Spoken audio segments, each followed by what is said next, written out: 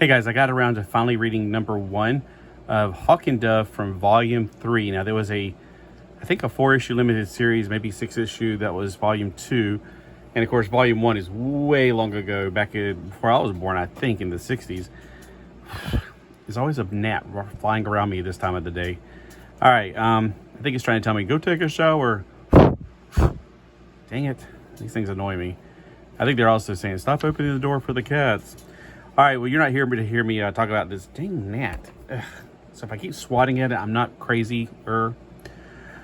This is the all-new first issue, and it is by B.K. Kessel and Guller and Hanna.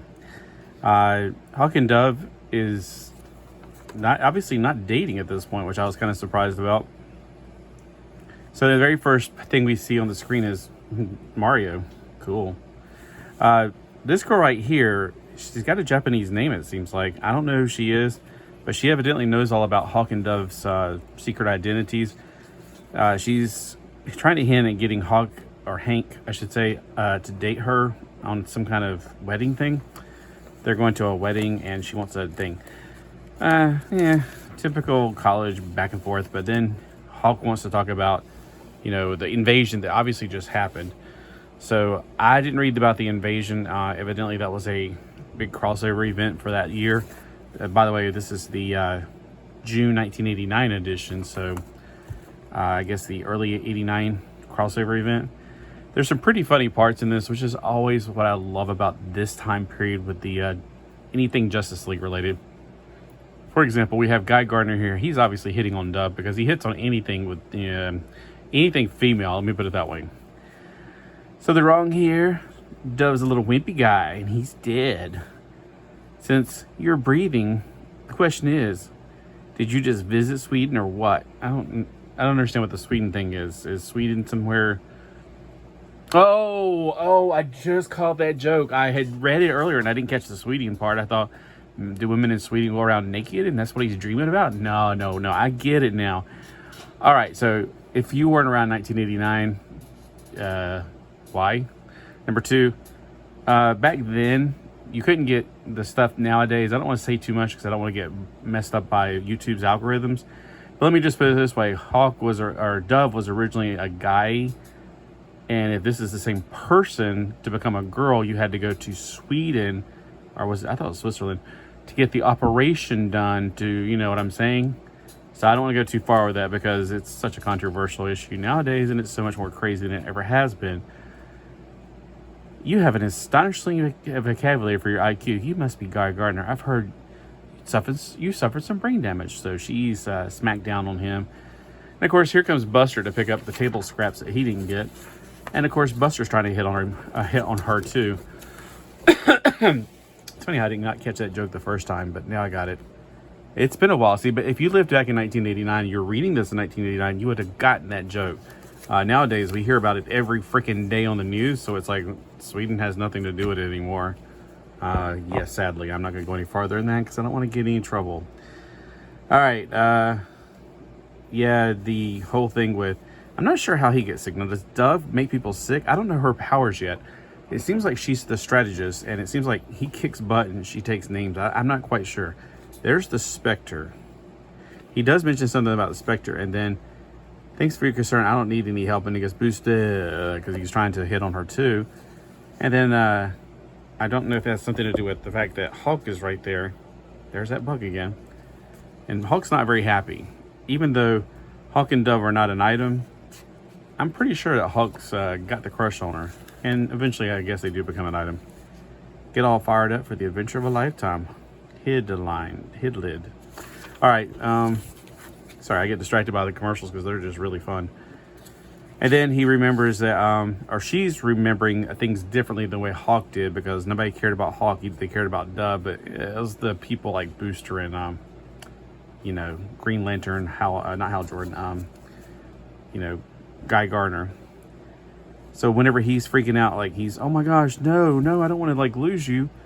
Evidently his brother, Don, not Dawn, but Don, who was the original Dove, died from something like this happening. I'm not quite sure. Up here, Hawk, and so he's frantically freaking out, and he's looking like he's a sad little puppy or something over here. It's like, oh, Hank, I am so sorry. I forgot how Dove. I mean, the first Dove. I mean, your brother. Oops. So evidently, you know, this is kind of like playing back to the past, giving you a little bit of fill-in here and there.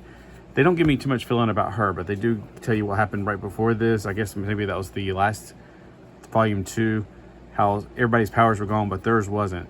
They also have a power I didn't know they had. They have the ability to say Hawk, Dove, and their suits magically appear. Okay. I don't know if they maintain that in the more modern comics or not. I know they didn't do it on the TV show. They didn't have that magical ability. Kind of like Wonder Woman used to do that spin around thing and turn into Wonder Woman from Princess, or Diana Princess. All right, so this obviously happened previously too. This guy killed a bunch of people and destroyed a cafe. And here's where he says her name, and that's why I was like, oh, I didn't know she was China or Japanese or Asian or whatever, because she doesn't look like it in any of the pictures. But Renata Takamori. It sounds Japanese to me, but hey, maybe I'm wrong. The Renata part, not so much. So maybe she's like French, Japanese. I don't know. Y'all, let me know. I mean, let me know in the comments. What is her connection? Is she... I can go back and read volume 2 eventually, but I actually thought this was volume 2 starting it off. Stupid bug. Operation Wolf. And I'm not sure who this guy is. He's got a massively cool mullet, though. He seems to be a cop, I'm guessing. His name is Sal. And he's reviewing the old tapes of what happened with that bad dude. He seems to be like an evil version of Hulk. He even looks like Hulk a lot. All right, so I've got a lot to learn. The supervillain of this week is this guy right here, who looks like... Yeah, I don't know, but I think they did say his name in here somewhere. They called it at the very end. Don't think so. Feel this. But I would have liked this robot. And by the way, I thought he was a man inside of armor until something happens, and it's like, whoa. Hulk just went crazy because Hulk ripped off his arm, and where do I get to it at? He does say his name somewhere, and I don't know how they got his name. My diamonds, oh no. Basically, they tear up the entire place trying to stop this one super villain. My Monet, my Monet.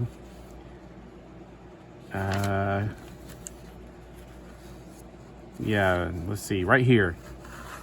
Hulk takes a, I guess metal out of the wall like rebar, whacks his head off. Hulk, no! And scores. I suppose you find this funny. Dove. It's just your basic, you just got to study your basic weaponry. After I popped the leg weapons, I knew there wasn't enough room inside that for a person. He had to be a robot. But what if he had no arms and legs, like a paraplegic? Or what if his head was the human part being kept alive by the body? Oh, well, it wasn't, was it? So he thought he had it, it made out right there, and then he got lucky that time because it actually was a robot face. Little gun comes out. Well, what did I tell you? Scrap metal, lights out, and nobody's home. She's like, oh, psh, the guy's got a can. Or the guy can kill. He's got like a little laser coming up his eye. Gauntlet. Here it is. Name's Gauntlet. Remember it. Bzz. Got friends. We'll be back. So this robot guy's name is Gauntlet. So he's a villain of the week, I guess. I don't know. He seems like he will show up again later. Of course, then they use their magic powers to turn back to who they were. I don't understand why they took the guy's coat. I didn't understand that. Like, why didn't they just go in there like that? And then at the very end, we got this guy he can, I guess, sense magic. He's like, that's sort of extra mystic energy in this area. Hawk and Dove, mystic conduits? I haven't considered the possibility. I should. They could be quite valuable in the Paris negotiation. A bottle of something. Anyway, so I'm not sure what the Paris negotiation was. Again, it does pay to read these on time, but it's really nostalgic to go back and read some of these and remember, oh yeah, I forgot about this kind of stuff. All right, and there's letters to the editor if you want to read those. Rob Blythefield has moved on to other projects. Oh, Bubble Bobble's awesome. So I thought it was a good book. I mean, it was a really fun read. There was a few little, jokey things here and there, which I always appreciate. during this time period, which again, this is right on for that time period when they started being more lighthearted, not just who's the most powerful superhero, but making it fun to read comics again. And that's what I really appreciated about DC Comics during the late 80s, early 90s. They were starting to make reading comics fun. You had the juxtaposition of a more serious person in this situation and a more Sledgehammer kind of guy. Oh, you know what? This really does remind me of Sledgehammer. This is Sledgehammer and this is Doro. Wow. It's black and white, as obvious as can be, and it's right from that same time period. Did you be able to get that connection from reading this, that you got Sledgehammer? And oh man, I'm going to read the rest of these now because I love Sledgehammer. He had that crazy attitude that was just so amazingly. We just loved Sledgehammer. And me and my cousin Marty, back whenever we were high schoolers, we watched it every week. We loved it. I mean, it's just, we knew that the guy was a jerk, but he was funny. He was so funny. It's just funny to see somebody actually say the things that most guys think. Let me just put it that way. All right, well, let me know again what you thought of Hawk and Dove. The art, I think it was pretty good, actually. After he said her name, I kind of looked and I was like, well, maybe she looks Asian. It's hard to tell. The robot looks pretty cool. The art's pretty good. The story's really good. I like the story. And I will definitely be reading some more Hawk and Dove. As a matter of fact, there's number 2, and I will be definitely picking up that and reading it soon as I finally start settling down and actually be able to read again. And I'd like to know from you guys, did you like Hawk and Dove Volume 3? Did you read it back when it first came out? Are you reading it later? Or have you not yet read it? Or what? Just curious of who my Hawk and Dove fans are out there. And comment below. I'd like to hear from you guys. Have a great day. Bye.